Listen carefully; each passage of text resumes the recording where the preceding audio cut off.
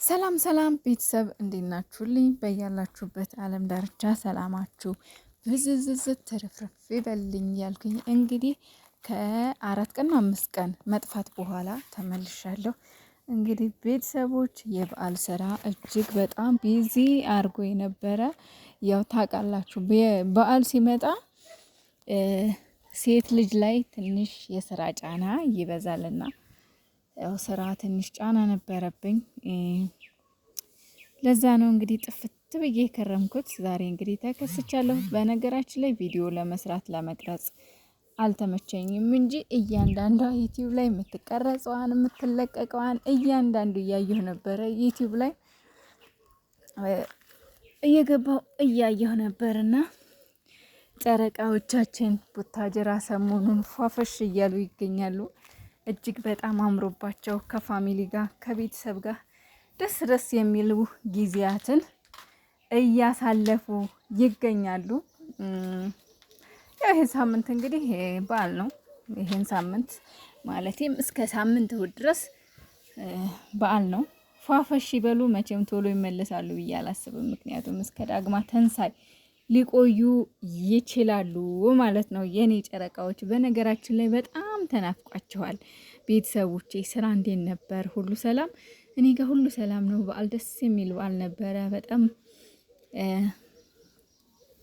ብቻ ግን እንዳጠቃላይ ደስ የሚል አመት በዓል ነበረ። እና በነገራችን ላይ ዓርብ ዕለት ነው የቪዲዮ የሰራሁት። ከዓርብ ዕለት ጀምሮ አልመጣሁም። የመጨረሻ ቪዲዮዬን ዓርብ ዕለት ነው የለቀኩት ማለት ነው። እና እንግዲህ ዛሬ ማክሰኞ ብቅ ብያለሁ። በነገራችን ላይ ልስራም ብል አይመችም። ምክንያቱም ጾም ነበረ ማለት ያው ዓርብና ቅዳሜ ጾም ነው እና ትንሽ ከበድ ይላል ጾሙ።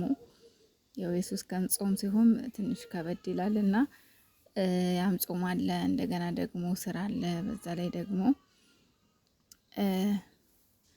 ያው እንግዳ አለ። በዓል ስለሆነ እንግዳ ማስተናገድ ምናምን አለ። ዘመድ ይመጣል፣ ቤተሰብ ይመጣል እና በዛን ሰዓት እናንተ ደግሞ ቪዲዮ ለመስራት ትንሽ ከበድ ይላል፣ አስቸጋሪ ነው። ካሜራማን ቢኖር ጥሩ ነበረ። ለኛ ግን እንደዚህ በሪከርድ በፎቶ የምናደርገው እንትን አይመችም እና ለዛ ነው የጠፋሁት። ግን ሀይሚዬ ሰሞኑን በቃ አልተቻለችም። ቲክቶክ ላይ የምትለቃቸው ዘፈኖች ምናምን ነገር። ትላንትና ግን ማለት ነው እንደዛ ያስጨነቃችኋት ምን አስባችሁ ነው? እንዴት እኔ እያየሁ ነበር እና የኔ ልብ ሸተት ትልትል ነው የደረሰችው እሷን ሲያሰቃዩት። የኔ ቆንጆ የኔ ምርጥ ነገር ሀይሚሻዬ የኔ ቅመም ማለት ነው። የእውነት እንደዛ አይነት ፕራንክ በነገራችን ላይ ያው አጭር ፕራንክ ስለሆነ ደስ ይላል። በርቱ። እንደዚህ ነው የሚያምርባችሁ። ይሄ ረጅሙ ጸቡ ጭቅጭቁ ምናምን ቀርቶ በቃ ፍቅር በፍቅር እንደዚህ አጫጭር ፕራንክ ችግር የለውም ስሩ። ደስ የሚል ፕራንክ ነበር ትላንትና ብሩኬ ያደረጋት። እንደዚህ ግን ባታስጨንቃት ጥሩ ነበረ። በጣም አስጨንቃታል በጣም ማለት ነው። እና ቲክቶክ ላይም ዛሬም እንግዲህ መከበር ከመውደድ ክብደት አለው ብላለች። ክብደት አለው። እውነት ነው። ክብር በነገራችን ላይ ያው የተያያዙ ናቸው። ግን እኔ አሁን ማለት አንድ ሰው አክብሮኝ ካልወደደኝ ከባድ ነው። ወዶኝ ደግሞ ካላከበረኝም ከባድ ነው። ለምን? ሁለቱም ተያያዥ ናቸው። አንድን ሰው ስትወዱት ታከብሩታላችሁ ምናምን ነገር ማለት የሆነ የምትወዱትን ሰው ታከብሩታላችሁ ብዬ ነው የማስበው። እኔ ለምወደው ሰው ክብር አለኝ። ግን የሰው ሁሉ አስተሳሰብ ይለያያል። አንዳንድ ሰው በጣም የሚወዳችሁ የሚያፈቅራችሁ ሰው ሆኖ ለእናንተ ደግሞ ክብር ምንም ጣጣ የሌለው ሰው አለ። ይሄ ትንሽ ከባድ ነው። ግን ደግሞ ባይወደኝም ያክብረኝ የሚለውን ነገር ደግሞ አይሆንም። ምክንያቱም እኔ እናቷ አባት ማለት እኔ እንጃ ክብር ያው ለትልቅ ሰው ማንኛውም ሰው ግን እንደው በፍቅር ዙሪያ ከመጣችሁ ግን ካልወደደኝ አክብረኝም ማለት ከባድ ነው። ካከበረኝም ደግሞ አይወደደኝ ማለትም ከባድ ነው። ተያያዥ ናቸው። ግን ክብር እንደ ማንኛውም ሰው ከሆነ ግን ክብር ያው ክብር ነው። ታከብሩታላችሁ። ማንንም ባትወዱትም ትላልቅ ሰው ከሆኑ ለምሳሌ ዝም ብሎ ኖርማሊ ጎረቤት ምናምን ወይም አያት አክስት ምናምን እንደዛ ያው ክብር ነው። ክብር ትልቅ ሰው በየትኛውም ቦታ ላይ ይከበራል። በፍቅር ደረጃ ከመጣችሁ ደግሞ ሁለቱም የተያያዙ የተገናኙ ናቸው እና ሀይሚዬ ልክ ብለሻል የኔ ቆንጆ።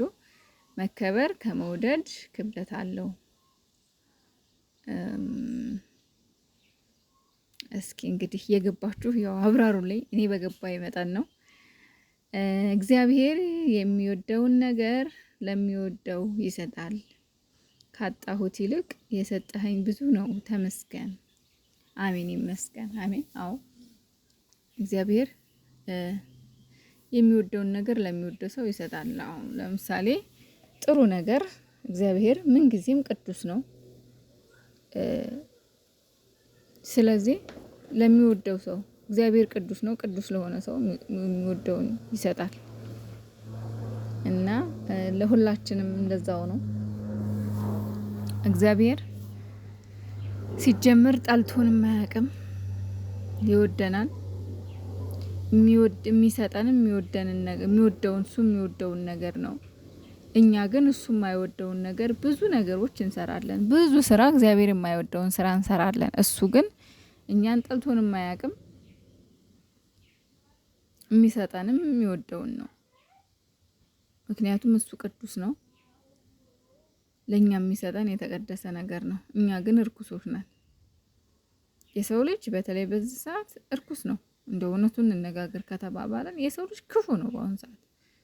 እኛ የማይገባን እግዚአብሔር እኮ እኛን ጠልቶን ስለማያውቅ ስለሚጠብቀን ደካማ ጎናችንን ስለሚያውቅ ደካሞች እንዳጠቃላይ ደካሞች እንደሆንን ስለሚያውቅ ፈጣሪ ጨክኖ አይጨክንብንም፣ ጥሎ አይጥለንም እንጂ ሰማይና ምድር ባንዴ ትደበላለቅ ነበር። እንደኛ ስራ፣ እንደኛ ተንኮል፣ እንደኛ ኃጢአት እግዚአብሔር ሰማይና ምድርን በአንድ ቀን ሌሊት ይገለባብጥ ነበረ እና ደስ የሚል መልእክት ነው። አስተማሪ መልእክት ነው። ሀይሚሻዬ የኔ ቆንጆ የኔ ውድ ነገር በጣም ነው የምንወዳችሁ። እንግዲህ ፏፈሽ እያላችሁ እስኪ እንግዲህ ደስታችንን በደንብ እናጣጥም። ሰሞኑን ደስታ ላይ ነን። እውነት ለመናገር ባለፈው ትንሽ አለቃቅሰን ነበረ። አሁን ደግሞ ደስ የሚል ሁኔታ ላይ ነው ያሉት እነሱም፣ እኛም ደስተኞች ነን። እኛ ደስተኞች የምንሆነው እናንተ ስትደሰቱ ነው። እናንተን ሲከፋችሁ አብሮ ይከፋናል፣ ስታዝኑ እናዝናለን። እና ፈጣሪ ምቀኛን ሸረኛን የያዝላችሁ።